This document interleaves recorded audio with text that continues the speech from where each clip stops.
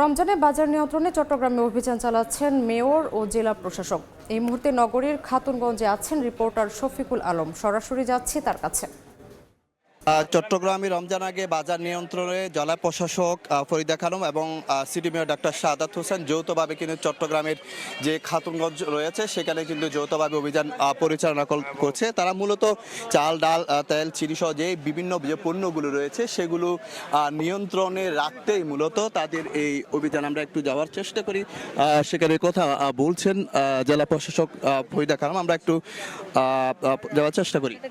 কৃত্রিম তেলের সংকট যাতে কোনোভাবেই, ভোজ্য তেলের সংকট যাতে কোনোভাবেই তৈরি করা হতে না পারে সেই জন্য কিন্তু সিটি কর্পোরেশন এবং জেলা প্রশাসনের যৌথ উদ্যোগে এই অভিযান পরিচালনা করা। আমরা কোনোভাবেই যাতে বাজারজাতকরণ হয় তেল নিয়েই মূলত আমাদের অভিযোগ আসছে। টিকে গ্রুপের অভিযোগ আসছে। আমরা ইম্পোর্টার টিকে গ্রুপকে ডাকবো কালকে এবং এই বিষয়ে আজকে মোটামুটি আমরা একটা কশনারি ক্যাম্পেইন চালাচ্ছি। কালকে তাদের সঙ্গে বসবো। যদি তারা বাজারে তেল না ছাড়ে তাহলে আমরা পরের দিন থেকে আমরা আইনগত ব্যবস্থায় যাব।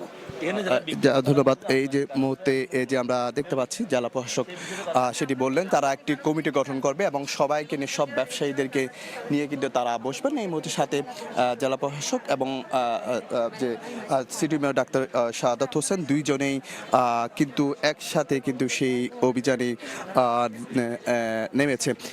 আমরা সেটি একটু দেখানোর চেষ্টা করছি। আসলে খাতুনগঞ্জের সবচেয়ে বড় যে পাইকারি বাজার সেটা হচ্ছে এই যে ভোগ্যপণ্যের খাতুনগঞ্জে, সেখানে কিন্তু যে যৌথ বাসে একসাথে কিন্তু তারা অভিযানে নেমেছে এবং 400টি স্পটে 21টি সার্কেলে কিন্তু তারা অভিযান চালায় বলে যারা পক্ষ থেকে জানানো হয়েছে। তো এই ছিল আমার কাছে চট্টগ্রামের খাতুনগঞ্জ থেকে সর্বশেষ তথ্য।